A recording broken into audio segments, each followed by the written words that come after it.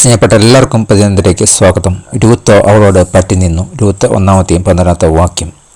നവോമിക്ക് അവളുടെ ഭർത്താവിന് 2 ആൺമക്കളെ നഷ്ടപ്പെട്ടു. അവരൊരാൾ രൂത്തിനെയാണ് വിവാഹം കഴിച്ചത്. രൂത്ത് 13-5 വാക്യം. കയ്പും വിഷാദവും കൊണ്ട് നിറഞ്ഞ നവോമി അവളെ പരിപാലിപ്പാൻ കഴിയുന്ന അമ്മയുടെ കുടുംബത്തിലേക്ക് മടങ്ങാൻ തീരുമാനിച്ചു. രൂത്തിനെ പ്രേരിപ്പിച്ചു. രൂത്താകട്ടെ ദുഃഖിതയാണെങ്കിലും അമ്മായിമ്മയോട് പറ്റി നിന്നു. അവളോടൊപ്പം താമസിക്കാനും അവളെ പരിപാലിപ്പിക്കാനും പ്രതിജ്ഞ ചെയ്തു. അവർ നവോമിയുടെ മാതൃരാജ്യമായ ബെത്ലഹേമിലേക്ക് മടങ്ങി. അവിടെ രൂത്ത് ഒരു വിദേശിയായിരുന്നു.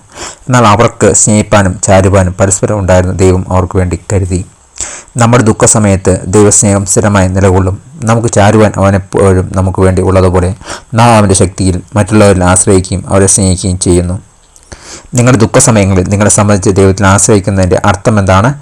ആർക്കൊക്കെയാണ് ഇപ്പോൾ നിങ്ങളുടെ പിന്തുണ ആവശ്യമായിരിക്കുന്നത്? പ്രാർത്ഥിക്കാം. പിതാവേ, എന്നുള്ള അങ്ങയുടെ വിശ്വസ്തമായ സ്നേഹത്തിനും കരുതലിനും ഞാൻ നന്ദി പറയുകയാണ്. അങ്ങയെ വിശ്വസിപ്പാൻ മറ്റുള്ളവരെ പ്രോത്സാഹിപ്പിക്കുന്ന എന്നെ ഉപയോഗിക്കണമേ. Thank you. God bless you. പുതിയ ദിവസം പുതിയ അനുഭവങ്ങളാൽ ദൈവം നിറക്കട്ടെ. God bless you in Jesus name. Amen.